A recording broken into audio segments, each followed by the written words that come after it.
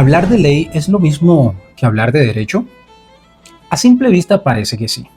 Mucha gente usa ambos términos como si fueran sinónimos.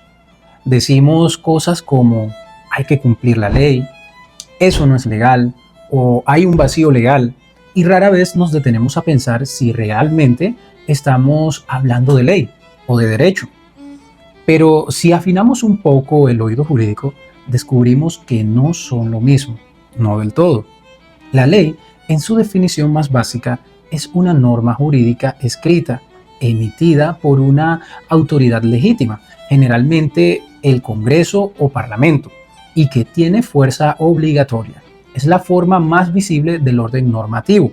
Podríamos decir que la ley es la expresión oficial del derecho, como una fotografía impresa del sistema jurídico en un momento determinado. Para Hans Kelsen, una de las mentes más influyentes del siglo XX en lo que el estudio de la ciencia del derecho respecta, la ley forma parte de una estructura piramidal donde cada norma inferior debe su validez a una norma superior. Y justo allí la ley se ubica como una pieza clave del edificio jurídico. Pero si el derecho fuera solo ley, nos perderíamos de mucho, porque el derecho es más amplio, más complejo, más vivo. El derecho no solo se encuentra en los códigos y estatutos, está también en la jurisprudencia, en la interpretación de los jueces, en las costumbres jurídicas, en los principios generales del derecho e incluso en los valores fundamentales de una sociedad. Ronald Dworkin lo explicó muy bien cuando dijo que el derecho no se agota en las reglas porque los principios también forman parte del razonamiento jurídico. No basta con saber qué dice una norma, también hay que preguntarse por qué se aplica, a quién beneficia y si es justa. Pongamos un ejemplo. Durante muchos años, en distintos países, hubo leyes que permitían la discriminación racial o de género. Eran leyes escritas, vigentes, pero ¿eran derecho en el sentido pleno de la palabra? ¿Eran justas?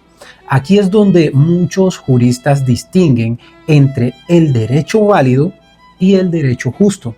Para el iusnaturalismo, por ejemplo, el derecho auténtico debe estar vinculado con la moral.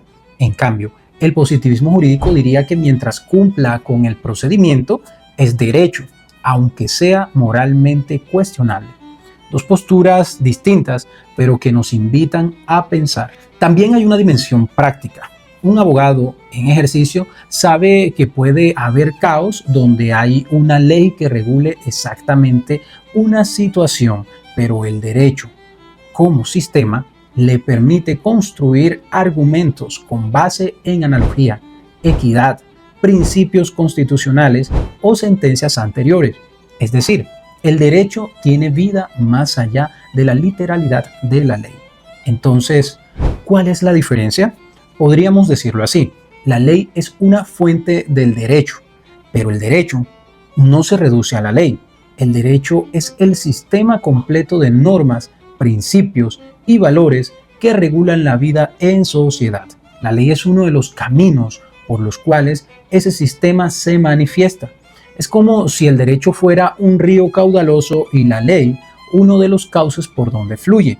No siempre es el único y a veces incluso puede desviarse del cauce más justo. Por eso, cuando alguien dice eso no está en la ley, lo importante no es solo si existe una norma escrita que lo diga.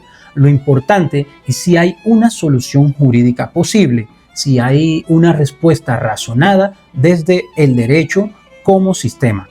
Porque muchas veces el derecho responde incluso cuando la ley guarda silencio.